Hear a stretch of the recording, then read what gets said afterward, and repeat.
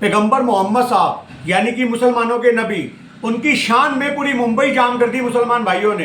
बहुत अच्छा लगा कि उन्होंने तिरंगा यात्रा निकाली, दिल बाग बाग हुआ देख करके कि आज वो लोग खड़े हैं, एकजुट हैं। और उसके बाद क्या हुआ, ये पूरा मुद्दा क्या है, इस वीडियो में आपको वो देखने को जरूर और सुनने को मिलेगा। ये मुद्दा यहाँ से शुरू होता है कि हिंदू समाज के एक संत रामगिरी महाराज पैगंबर साहब की शान में गुस्ताखी करने की जरूरत करते हैं। उसके बाद जगह जगह पुणे में, महाराष्ट्र में, मध्य प्रदेश में लोग FIR कराने के लिए जाते हैं। यहाँ तक कि हमारे कांग्रेस के नेता की पूरी जो एक इतनी बड़ी मकान उन्होंने बनाया था, उसके ऊपर बुलडोजर चलवाए थे सरकार। क्यों?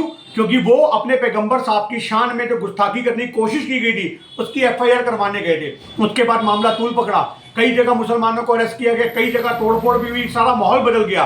पर गिरफ्तारी जिसकी होनी चाहिए थी उनकी नहीं हुई। और इसी की वजह से कल मुंबई के अंदर तिरंगा यात्रा निकाली, लाखों मुसलमान सड़कों पे थे। जो लोग कहते हैं मुंबई कभी नहीं रुकती, उन्होंने पूरी मुंबई जाम कर दी, संविधान की किताबें हाथ में लेकर के। ओवैसी साहब के नेता सड़कों पे थे। पर हुआ क्या? हुआ ये कि उसके बाद मुसलमानों को वहां से दौड़ा करके पुलिस ने भगा के कई जगहों से खदेड़ा। क्यों? आखिर क्यों?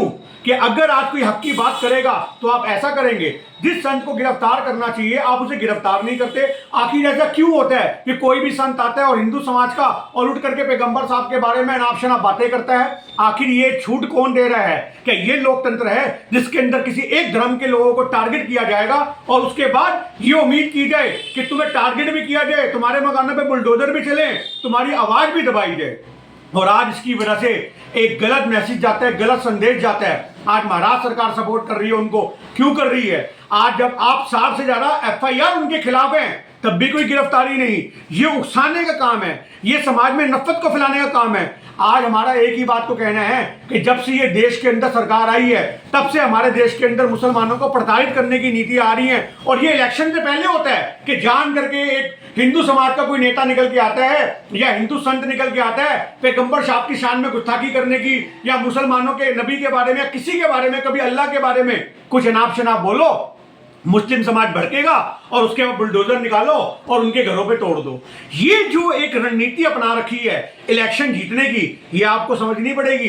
ये सब कुछ एक खेल रचा जाता है कि पहले किसी को आगे लेकर आया जाए, वो आके बयान देगा, मुस्लिम समाज उसके बाद हल्ला बोल करेगा, उनके बुलडोजर चलाएंगे, मस्जिदें तोड़ेंगे, और उसके बाद एक नया हथकंडा हमें देखने को मिलेगा कि सजा जिसको मिलनी चाहिए उसको नहीं मिल रही, और जो बेगुनाह आवाज उठाने वाले हैं उनको जेलों में भरा जाएगा। ये चेहरा आपको समझना पड़ेगा। आखिर कब तक हमारे देश में धर्म की राजनीति करके, कब तक मुसलमानों को प्रताड़ित करके, कब तक ये चुनाव जीतने की तैयारियां हमारे देश में इस तरीके से होंगी? जय हिंद, जय भारत।